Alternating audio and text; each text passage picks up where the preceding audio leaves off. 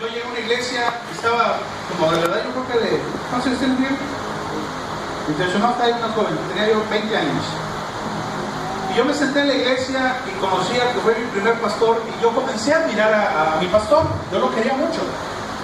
Y un día lo vi predicar y me dieron ganas en el corazón y dije, ¿y si yo fuera pastor?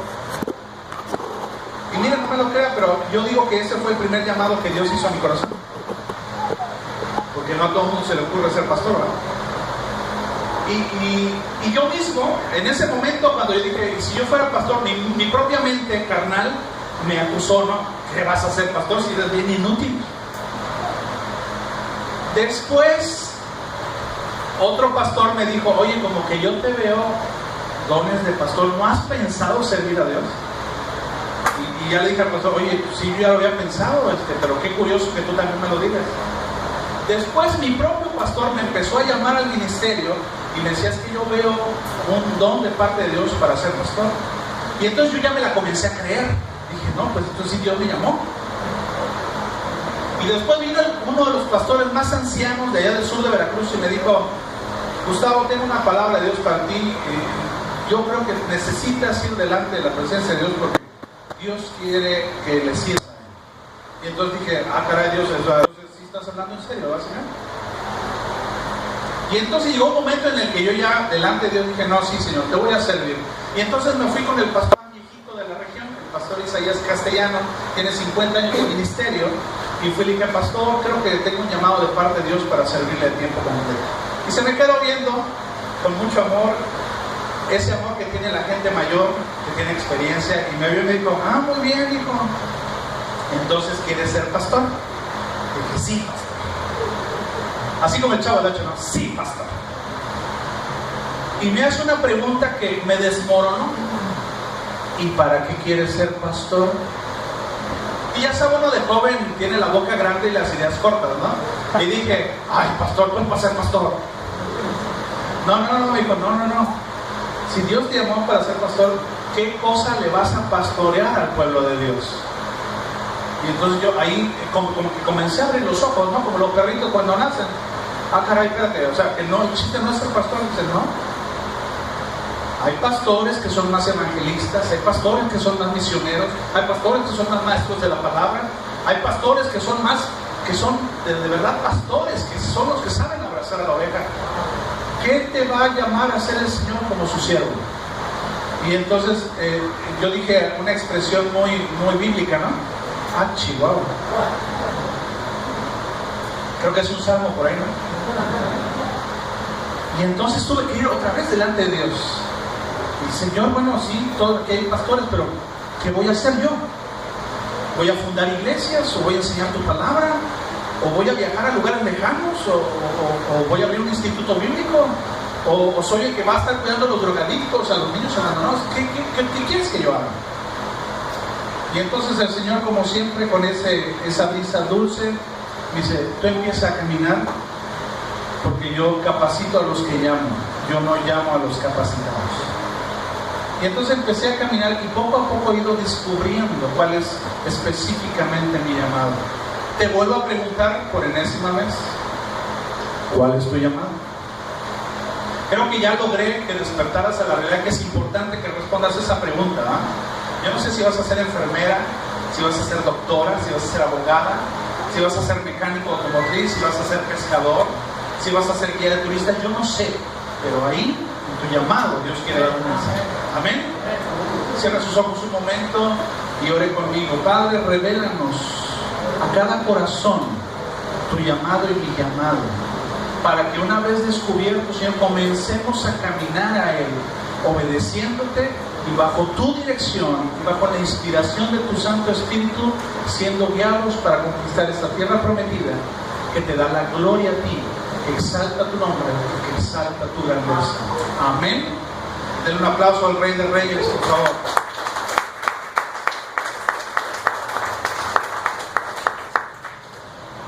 En esta declaración de Pablo hay 3 expresiones de reconocimiento y 2 expresiones de propósito. Reconoce en primer lugar que no lo ha alcanzado todavía, que no es producto terminado. que no es la crema innata de los apóstoles, que está en proceso. Dile a tu corazón: alma mía, estás en proceso, no has terminado.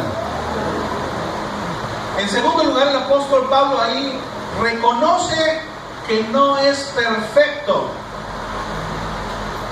Y la palabra que Pablo escribe en ese versículo, en el idioma original se pronuncia teleio. Diga conmigo, teleio. Teleio significa maduro. Entonces Pablo, en segundo lugar, reconoce que no lo ha alcanzado y que todavía le falta madurar. Repite conmigo: reconocer que me falta es una buena manera de seguir cambiando. En tercer lugar, el apóstol Pablo ahí reconoce que ni siquiera pretende haberlo alcanzado. O sea, no anda presumiendo lo que no tiene. Y entonces Pablo hace esos tres reconocimientos. Y esos tres reconocimientos a Pablo lo llevan a una sola conclusión: necesito cambiar y seguir creciendo. Dígale al que está a su lado: oye, manito, o manita, dile: oye, manita, necesito crecer. Pero dígaselo, no me vea a mí, vea al que está a su lado. Necesito crecer y necesito cambiar, porque todavía no acabo. ¿Están de acuerdo conmigo? No lo dije yo, lo está diciendo Pablo. Y si Pablo, que a Pablo, ¿saben cómo apodaban a Pablo los inconversos? Porque nosotros lo conocemos como el apóstol Pablo, pero los inconversos, ¿saben cómo lo apodaban? Le pusieron un apodo a Pablo. Dicen los que saben que Pablo era chaparrito, que era medio pelón y que además era medio cascorbo. Tenía los pies así, era medio charrito. Pero ese chaparrito, pelón y cascorbo, los inconversos le pusieron el león de Dios, porque Pablo era bravo. Cuando predicaba el evangelio no tenía miedo, se paraba y predicaba, y se paraba delante del aerópago, delante de donde todos los dioses griegos estaban. Decían: varones griegos, ustedes que adoran a tantos dioses, les vengo a hablar del Dios invisible, del Dios verdadero. Y no les daba miedo. Diga conmigo: Pablo tenía muchos pantalones. Pero el apóstol Pablo, el león de Dios, reconoce que todavía le falta crecer y que todavía le falta cambiar. Ahora, si Pablo necesitaba eso, diga conmigo: cuantimayo. ¿Sí o no? Pero luego Pablo hace dos declaraciones de propósito. Dice: extendiéndome a lo que está delante, es decir, como me hace falta crecer, pues tengo que extenderme hacia allá. Tengo que enfocar mi vida hacia adelante. Tengo que ver qué es lo que Dios tiene para mí. Y eso exige moverme de mi comodidad. Eso exige salirme de mi confort. Y la segunda declaración que Pablo hace, dice: prosigo a la meta. Es decir, que no nada más se trata de avanzar por avanzar, sino avanzar en una dirección específica al supremo llamamiento en Cristo Jesús que Pablo sabía que tenía a Dios para él. Y entonces, con esas primeras declaraciones, yo creo que usted y yo podemos comenzar por ahí, ir delante de Dios y decir: Señor, qué bueno que me llamaste, qué bueno que me sacaste de mi Egipto de la promiscuidad, de mi Egipto del alcohol, de mi Egipto de la violencia, de mi Egipto de donde te hayas sacado, Señor. Gracias, Dios. Gracias que me sacaste ahí, pero Padre, yo sé que todavía no me falta. ¿Quiénes como yo levantan la mano aquí y dicen: Padre, todavía me falta? Yo el primero. Amén. Yo sé que en la gracia, ojo con esto, quiero poner un punto de equilibrio. Yo sé que la gracia de Dios es suficiente para la salvación de tu alma, y que el derramamiento de la sangre de Cristo limpió todos tus pecados, y que eso ha hecho que seamos trasladados del reino de las tinieblas al reino de su luz abundante. Y eso me queda claro. Cristo es el único y suficiente Salvador. Pero Dios nos mete en un proceso que se llama santificación. Diga conmigo: santificación. La santificación en la Biblia tiene dos significados. Uno que sucede en un instante y otro que tiene que ocurrir en un proceso. Cuando Dios nos salvó, nos santificó, nos apartó, nos sacó del reino de las tinieblas y nos trasladó. Así como la guerra de las galaxias, ¿no? Con viaje interplanetario. Nos cambió de un planeta para el otro. Esa es santificación.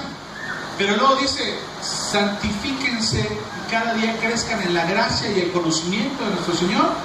Es un proceso que día tras día, usted y yo, nos tenemos que parecer cada vez más a Cristo.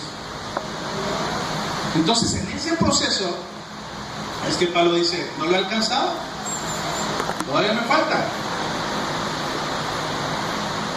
Pregúntate, ¿será que tu vida cristiana se ha estancado? ¿Será que tienes varios años en la misma circunstancia, como decía la canción, viendo la misma calle y a la misma gente? Ahí estás, no te has movido, sigues en la misma. ¿Cómo qué? Como dice el dicho, ¿no? Ni para atrás, ni para adelante. Y pregúntate, ¿qué es lo que me está estancando? No estoy diciendo que estés mal, ni que estés en pecado, pero no te has movido. Ahí estás. Hazte esa pregunta, ¿será que me estoy estancando? ¿Qué me puede estar estancando? Heridas del pasado, o un ambiente espiritual no adecuado, o que simplemente que ni siquiera te has preguntado si estás estancado, porque el que no mira, como dice el dicho, ojos que no ven, corazón que no siente. Si no le pregunto a mi corazón, oye Gustavo, ¿tienes que avanzar o estás estancado? Si yo no me pregunto eso, ahí me puedo pasar toda la vida con mi abanico, mi coca de 2 litros y un popote largo hasta la cama. ¿Ya? Chula vida, decimos, ¿no? ¿Lo decía? Sí. Ah, en la Yoli de Acapulco.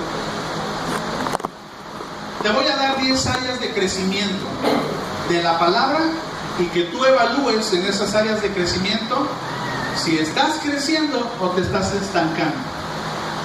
Primera área, Colosenses 1:10. Alguien que me busque esa cita en su Biblia. Vamos rápido con los textos.